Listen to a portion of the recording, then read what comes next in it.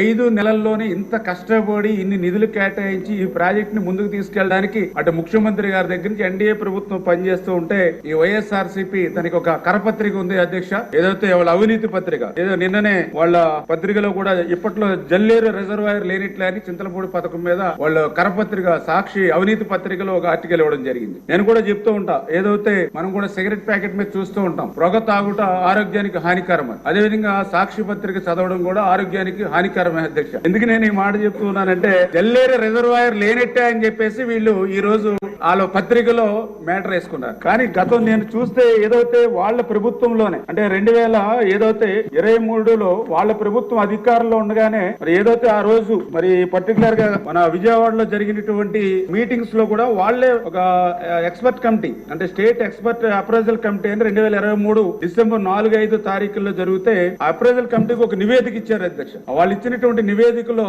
చాలా క్లియర్ గా submit affidavit for stating that no earthen dams and no reservoirs are proposed to be constructed in the project అంటే చాలా clear గా దాంట్లో affidavit submit చేశారు. ఈ చింతలపూడి ప్రాజెక్ట్ లో రిజర్వాయర్స్ ఏమీ కూడా మేము ప్రపోజల్ చేయట్లేదని వాళ్లే ఆ రోజు రిజర్వాయర్ ని ఎత్తేసినటువంటి పరిస్థితి అధ్యక్ష. దాని తర్వాత మళ్ళీ వాళ్ళు గవర్నమెంట్ కూడా ఒక లెటర్ కూడా రాశారు అధ్యక్ష. మళ్ళీ డిసెంబర్ 2023లో చాలా క్లియర్ గా అందులో కూడా మెన్షన్ చేశారు అధ్యక్ష.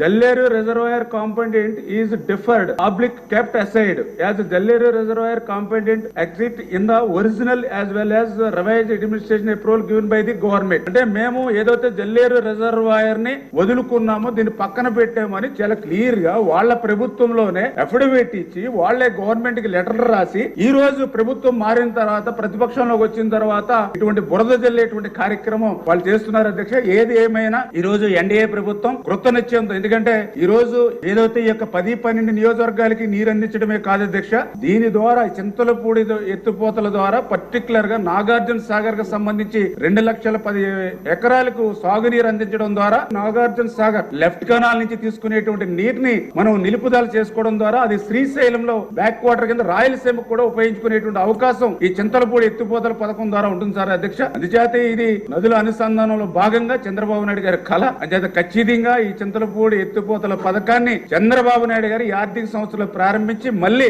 ఆయన ఈ యొక్క చింతలపూడి ఎత్తిపోత పథకం ద్వారా ఆ యొక్క గోదావరి నీటిని ఈ యొక్క కృష్ణా ప్రాంతానికి అందిస్తాం అధ్యక్ష.